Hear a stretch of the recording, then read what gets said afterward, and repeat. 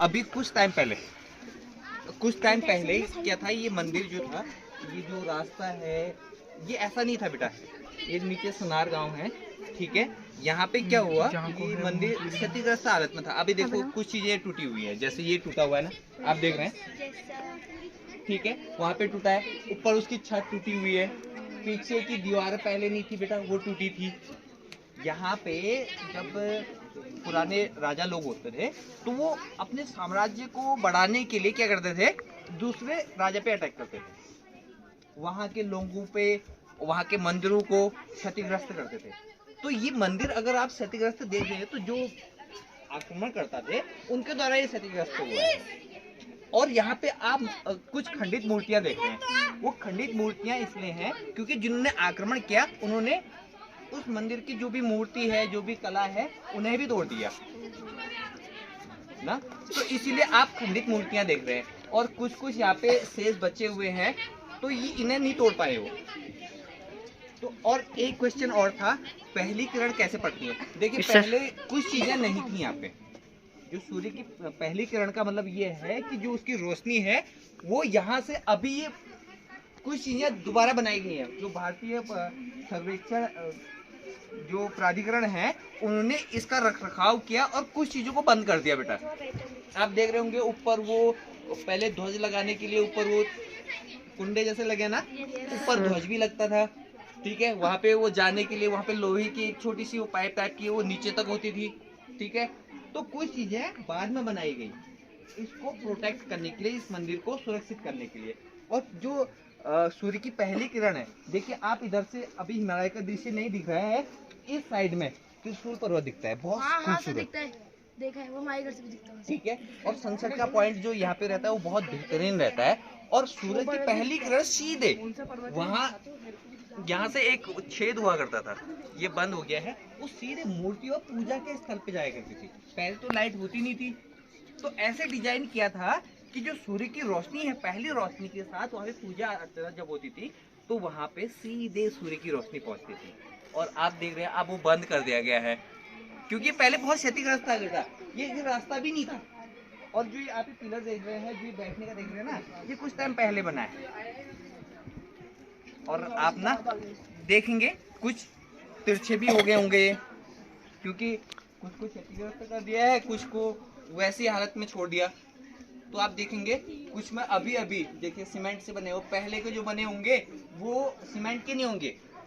पहले जो भी नहीं, मैं बता देता हूँ, जो ये पत्थर है ये भी स्पेशल पत्थर होता है बेटा। ये जैसे हम घरों में यूज करते हैं ना, वो पत्थर नहीं होता है, अलग पत्थर है ये। और इसके बीच में बेटा आपने उड़द देखी होगी, उड़द की दाल होती है ना, पहले सीमेंट का प्रयोग नहीं होता था, उड़द की दाल में चूना डालते थे और भी चीजें मिक्स करते थे।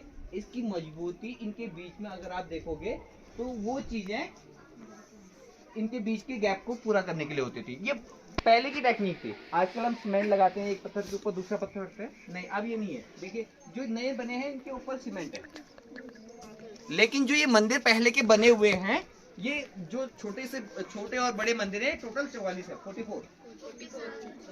कितने छोटे बड़े जितने भी मंदिर हैं कुछ खंडित हो गए हैं, लेकिन टोटल इनकी जो संख्या है वो 44 है। और अंदर किसकी मूर्तियां हैं, भगवान शिव और पार्वती, नहीं नारायण, हाँ ठीक है।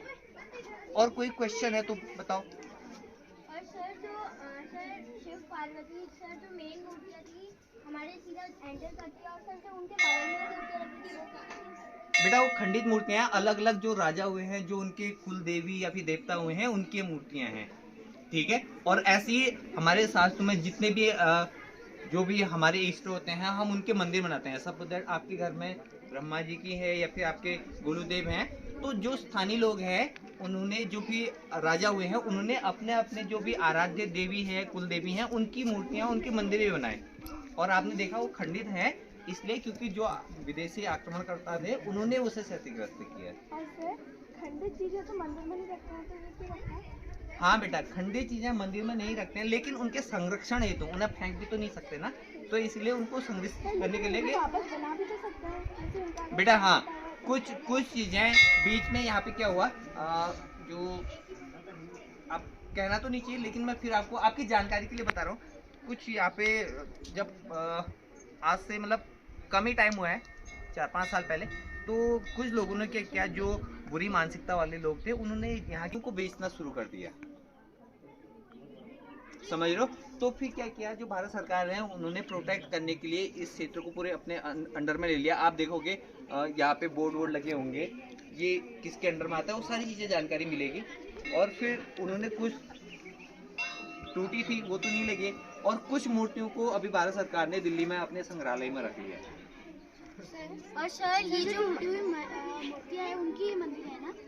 हाँ बेटा, इन सारे जो मंदिर दिख रहे हैं ना, अभी तो खाली होंगे, लेकिन पहले इन मंदिरों के भीतर इष्ट देव रहा करते थे बेटा। वो उसको प्रोटेक्ट नहीं कर पाते ना ज़्यादा, तो इसलिए उन्हें सेव करने के लिए भारत गवर्नमेंट ने क्या किया, दिल्ली जो संग्रहालय है वहाँ रखा है, और जो मेन मूर्तियाँ हैं वो उसके अंदर ही है।